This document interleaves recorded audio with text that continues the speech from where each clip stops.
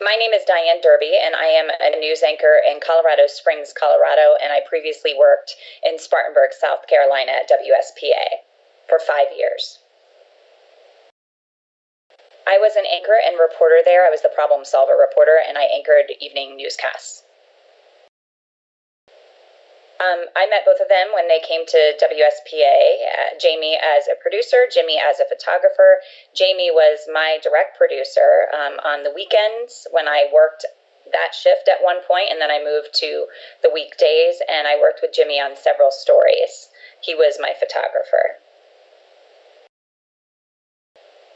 Jimmy was the light of the newsroom. He was always joking and laughing and having a good time. And when you were assigned to be with Jimmy as a reporter, you knew your story was going to turn out well because he looked for all the best angles, all the best video, and he worked really well with all of the people that we interviewed. He was able to connect with people in a way that most photographers weren't. Oh, he absolutely loved his job. They loved coming to work every day. I mean, it was a unique situation to have a husband and wife in the newsroom. At the time I met them, they were engaged. But to have that in a newsroom isn't very common. But it was really fun. Jimmy was definitely the more outgoing of the two. Jamie was more quiet. He was well liked by everyone. There wasn't a person who had one bad thing to say about Jimmy. He was just always cracking jokes. That's what I remember.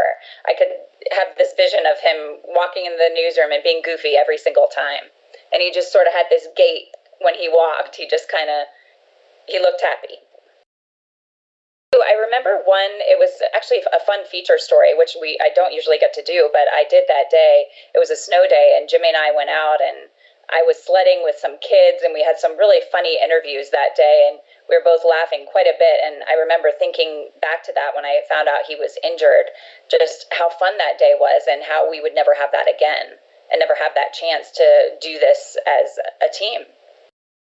I was driving behind Jimmy several miles back on the interstate, and I got a phone call saying, where are you? And I said, I'm on the road. I'm in this traffic accident wreck.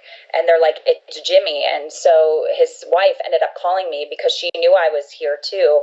Someone at the station had told her, and I was far back. And so I kind of scooted my car because she wanted me to get to him onto the shoulder of the highway, flagging down a police officer, telling them who I was and that my friend was involved. And he escorted me the whole way down. But by the time I got to Jimmy, the traffic was backed up and I was so far back, I wasn't able to see him. I watched the helicopter transporting him lift off, and I just burst into tears. And I stopped my car so I could see his wreck and see how bad it was. And then I called Jamie and told her I didn't get there in time. I just remember seeing I remember thinking I didn't know how he survived. The car was flipped, and when I saw the helicopter, I knew that wasn't a good sign, that if someone needs a helicopter, they need to be transported so quickly. There wasn't any getting through with ambulances to the hospital. I knew he had to go fast. So I think I immediately went into work, dropped off my bags, and said, I'm going to the hospital. And Jamie was already there by the time I got there. I was in a state of shock. Jamie is not a very emotional person, and so I didn't know what to expect when I got there. I personally would have been hysterical. She was just in a state of shock. She was just very pale and didn't know what was happening. And I don't remember at that point if she had even seen her husband, because I think they were still in the ER. I did not see him, if I remember correctly, until the next day for the first time, when he was in a coma, a medically induced coma. It was totally shocking to see his body just laying there. I'd never seen that many tubes. It made me lightheaded, actually, and I've been on many different crime scenes and horrific events, but to see your friend in that state with that many tubes connected to him. And I remember particularly seeing the top of his head and being in total shock because there was a complete open wound. I had never seen something like that. It was probably the size of like a cereal bowl on top of his head. And as far as I know, that never healed properly. That required many different surgeries. And it was just horrifying. And I remember Jamie saying that they were pretty sure he was paralyzed. And of course, at that from the neck down, and at that point, you pray and you just hope that he's okay. But when you see someone in that level of care, in intensive care, you know it's not going to be a good ending. I just wanted him to live, and I wasn't sure he was going to. Everyone was traumatized. It was the first time we became part of a story. The story was so big that day because I-25 was shut down, or not I-25. I don't remember what road it is. I'm thinking of the road here in Colorado Springs. The interstate was shut down, and it impacted so many people. It impacted the whole community, and everyone was wondering why. So we were reporting it and trying to decide ethically how to report that and not give it more attention than we would with other stories. And so we reported that the accident involved one of our photographers, and he was in serious condition. And it was heartbreaking to read that on air, and heartbreaking. I had to come back and report that. And it was one of the most difficult things I'd ever done as a journalist, not knowing if he would survive and knowing our producer was there with him. And there were people coming in and out. There were many people who were in the hospital. And as soon as my workday ended, I went right back to the hospital and just was there to support her.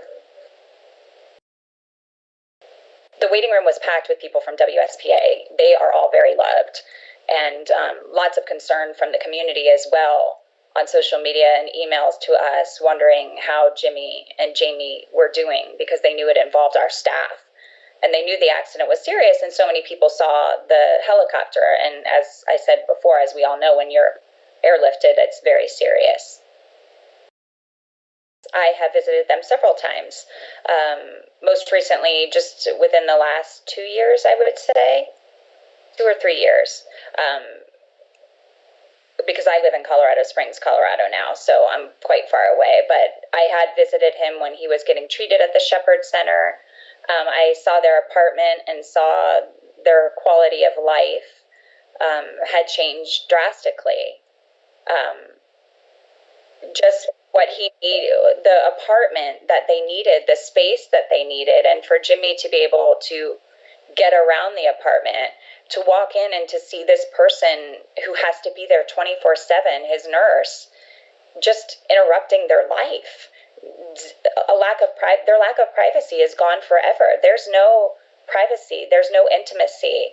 I remember touching Jimmy's hand, and we always used to joke that he had the softest hands, and he always was like, "Hey, Derbs, here's some hand cream. How can I get my hands like that?" And I remember putting my hand on top of his hand and knowing he couldn't feel it, and there was nothing he could do.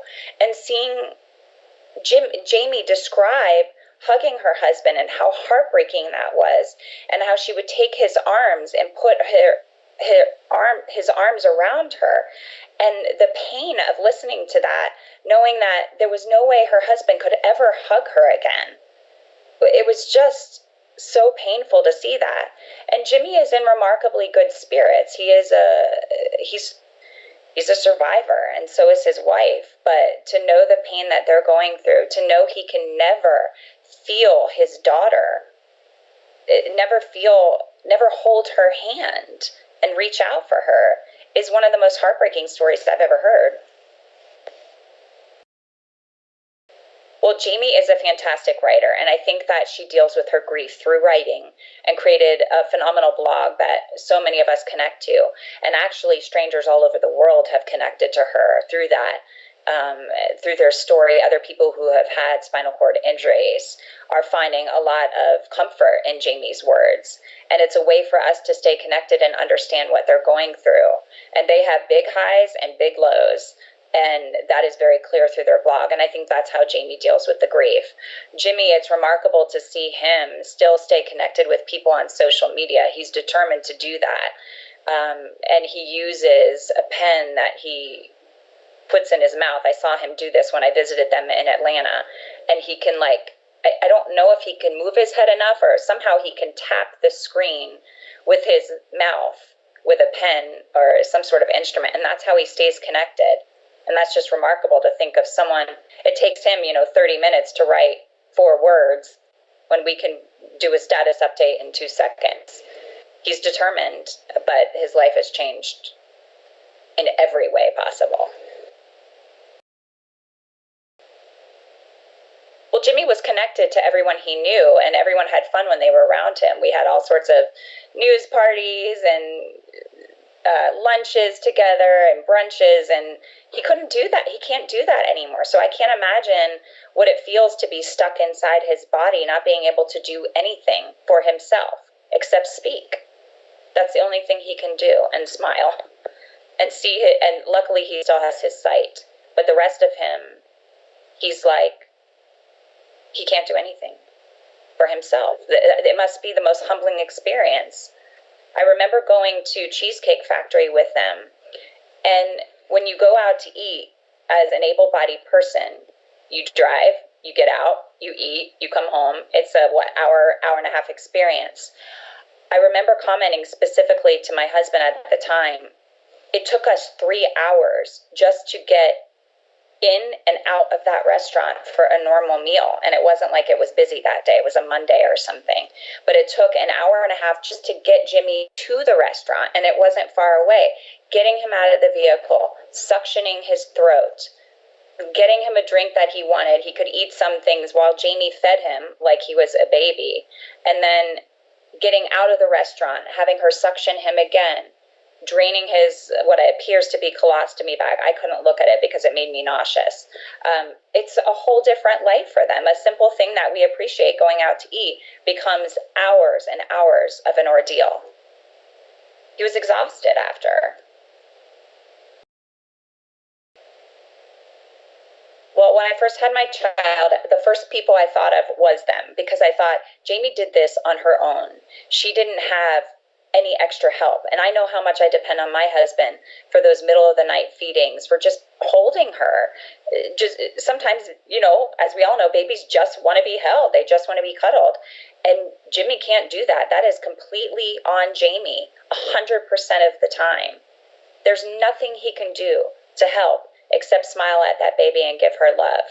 And to see their pictures, they're really touching, of Spencer leaning on Jimmy's wheelchair or trying to reach up to her daddy.